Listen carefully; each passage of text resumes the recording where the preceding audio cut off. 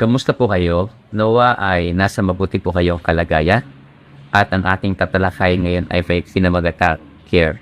Naalala niyo pa po ba ang kwento ni Haring David at ni Bathsheba na kung saan ay isang hapon nang magising po si Haring David sa kanyang pagkakatulog, siya po ay pumaroon sa bulungan ng kanyang bahay po ng kaharian. Naglakad-lakad po siya at nakita niya ang isang babaeng naninigo na napakaganda. Para lubusang makilala ni Haring David ang babaeng ito, siya ay nagsugo ng alipin para magtanong kung sino ang babaeng ito. Napag-alamang nila na ito po ay asawa ni Urias na at Hateo. Kaya't si David po ay nagpadala ng sugo o ng alipin para kunin po yung babae na nagliligo o si Bathsheba. At to make story short, may nangyari po sa kanila. At ang babaeng ito ay naglihi at nag-utos kay Haring David na sinabing siya po ay buntis. Nang malaman ni David ang pangyayaring ito na buntis po si Bathsheba, naisip po niya ang plan A na kung saan tawagin si Urias sa digmaan at pauwiin. At ibinigyan niya po ng pagkakataon na papuntahin sa bahay ni Bathsheba o sa bahay po nila. At sa pagkakataon ito, ay hindi po pumunta si Urias, na natili po siya doon sa kaharian. At sa pagkakataon ito, mga kaibigan, dito na po pumasok yung plan B ni David na kung saan ay isugo si Urias sa front line ng digmaan na nagaganap sa panahon nila.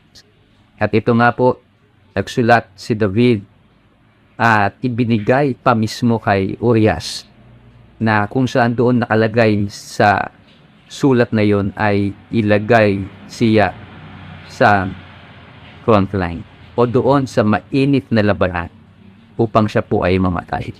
At nagkatotoo o naganap nga yung plano ni Haring David na mamatay si Urias para pagtakpan ang kanyang nagawang pagkakamali o pagkakasala. Ngunit hindi po doon nagtapos ang kwentong ito, na kung saan meron pong pumunta kay Haring David na isa pong propeta na si Propeta Nathan para sawayin, sabihin yung pagkakamali o nagawang kasalanan ni Haring David. Kaya nga po, nang malaman ni Haring David na siya ay nagkasala laban sa Panginoon, siya po ay lubusang nagsisi. Siya po ay lumapit sa ating Panginoon at pinagsisihan niya lahat ng mga bagay na nagawa po niya. Una, sa pangangalo niya. Pangalawa, sa kanya pong pagpatay. Pinatawad ba si Haring David ng ating Panginoon? Siyempre naman. Kaya kung ipagpapatuloy niyo pong pagbabasa sa chapter 12 na kung saan kahit ganun na lamang nagkasala si Haring David, nangalo niya, pumatay, ay pinatawad siya ng ating Panginoon. Pero kung titignan natin ay may consequence na nangyari. At ito po'y namatay ang kanya anak na kung saan yung napuntis po si Bathsheba ay namatay yung anak po nila. Sa lahat ng pagkakamali at pagkakasala natin, titignan natin mga kaibigan, mga kapatid, ay may mga consequence na nangyayari at tunay nga na ganun na lamang po ang pagmamahal ng ating Panginoon kay Haring David. At ando doon po yung care ng ating Panginoon sa kanya. Sa kabila ng nagkasala po siya. At ngayon ating tatalakayin po ang may acronym na CARE. C-A-R-E. So umpisahan po natin sa letter C. Letter C stand for Come to God.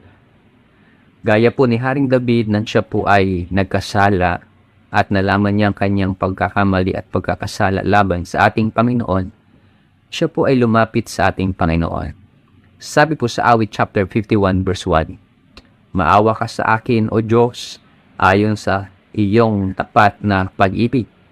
Ayon sa iyong saganang kaawaan, ay bawiin mo ang aking mga paglabag." At ito nga po yung naisulat ni Haring David. dito po sa chapter 51 na kung saan nagkasala siya laban sa ating Panginoon. At ngayon po, talakay natin ang sinasabi dito sa letter A. At sabi po ng awit chapter 51 verse 3 hanggang 4, sapagkat aking nalalaman ang mga pagsaway ko at ang aking kasalanan ay laging nasa harapan ko laban sa iyo. Sa iyo lamang ako nagkasala. Admit that you commit sin.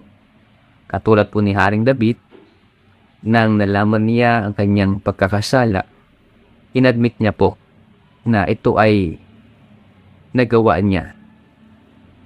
Kasi marami pong mga tao ngayon na nagkakamali, nagkakasala, pero hindi nila ina-admit na nagawa nila yung mga kasalanan na yun. Minsan nga po, di ba, ay itinuturo pa sa iba yung nagawa nilang kasalanan. Nagko-cover up. At katulad po ni Haring David, ay sa kabila ng pagko-cover up niya, realize niya na kasalanan yung mga nagawa niya laban sa ating Panginoon. Kaya kagandahan po dito, i-admit po natin ang atin din pong mga kasalanan na nagagawa laban sa ating Panginoon. At yun nga po, si Haring David ay talagang nag-plead sa Panginoon, nagmakawa na siya po ay patawari. At punta po tayo sa letter R. Reclaim to God. Sabi po dito sa awit chapter 51 verse 10, lumalang ka sa akin ng isang malinis na puso, O Diyos, at muli mong baguhin ang matuwid na espiritu sa loob. At dahil nga po, pansinin nyo noong magnasa si Haring David kay Bathsheba, nabuntis niya. Hindi lang isang kasalanan na nagawa niya, at plano pa siyang ipapatay yung asawa ni Bathsheba.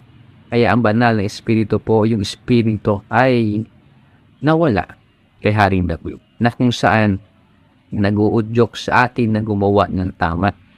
Nagagayad sa atin na huwag gumawa ng kasalanan. At ito, nung makita ni Haring David na nawala na sa kanyang espiritu, ay hinihingi ulit ni Haring David. Noong makita niya na ang kanyang puso ay narumihan, nagkasala, nais niya muling humingi ng panibagong puso sa ating Panginoong Diyos, na ito po ay mabago o malinis na ito. Nawa sana po tayong lahat ay ganito yung katangian natin, katulad ni Haring David. Kaya mahal na mahal ng ating Panginoong Diyos itong si Haring David. Sabi po sa verse 11, sa iyong harapan ay huwag mo akong paalisin, at ang iyong banal na espiritu sa akin ay huwag mo bawiin. Sa verse 12, ibalik mo sa akin ang kagalakan ng iyong pagliligtas, at alalayan ako na may espiritong nagnanais. At last, letter E. Exalt God.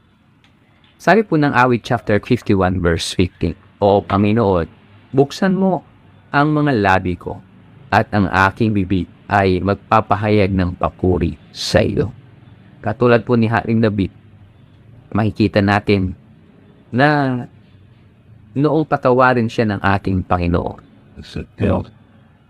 talaga naman po ang inangat niya, pinuri niya at ating manlalalang, ating Panginoon. Nung maramdaman niya na nanumbalik ang relasyon niya sa ating Panginoon, ay talaga pong inexalt niya ang ating Panginoon. Ito po yung ugali ni Haring David. Talaga pong napakalapit ng puso ni Haring David sa ating Panginoon. Ikaw, kapatid ko, kaibigan ko, kamusta ang relasyon mo sa ating Panginoon? Sa kabila na marami tayong pinagdaraan ng pagsubok, problema, mga alalahanin sa buhay, mga worry, dahil hindi natin alam kung ito ba ay malalagpasan natin. Mga kasalanan na ating nagawa, kung saan ay iniisip natin na tayo ba ipaparusahan ng Panginoon? Tayo ba hindi papatawarin ng Panginoon? Ano po, mga kapatid, ang ginawa ni Haring David? Ito po yung 4 na bagay. Ano po, na napakahalaga pala. Letter C, come to God. Tayo po'y lumapit sa ating Panginoon. Letter A, admit that you commit sin. Aminin mo lang na talagang nagawa mo yung kasalanan na yun. Letter R, reclaim to God. Talaga tayo po ay magkaroon muli ng tipanan sa ating Panginoon. I-reclaim natin. Ano po yung mga dapat nating i-reclaim? Mga pangako na hindi natin natupad sa ating Panginoon. And letter E, exalt God. Kaya mga kaibigan, mga kapatid, sabi po ng unang Pedro, 1 Peter chapter 5 verse 7, ilagak ninyo sa Kanya ang lahat ng inyong kabalisahan. Ano bang kabalisahan yan? Ano ba yung wino-worry mo, kaibigan, kapatid? Ibigay natin sa Panginoon. Suko natin sa Kanya. Sapagkat siya ay nagmamalasakit sa iyo. Ito po ay maganda sa English. Casting all your worries on Him because He cares for you. Siya lang ang tunay na nagmamalasakit sa atin. Nakikare sa atin, nagmamahal sa atin. Marami mga kaibigan tayo na akala natin ay tunay na nagmamahal at nagmamalasakit. Pero sa huling pagkakataon, sa kagipitan ay hindi natin sila maasahan. Tanging ang Diyos lang ang maasahan natin. At siya po ay subok na nariyan, handang magmahal, handang magmalasakit, handang magpatawad sa lahat ng ating mga kasalanan. Hindi pa huli ang lahat. Kaibigan ko, kapatid, ikaw po ay lumapit sa Kanya. Sa pagkakataong ito, patuloy po nawa na managana at manumbalik ang relasyon mo sa ating Panginoon. Pagpalain po tayong lahat. Mga tol, kung kailangan nyo ng mga educational content para sa inyong mga anak, subscribe nyo ito mga tol. Thanks for watching mga tol. Kindly like, share, and subscribe.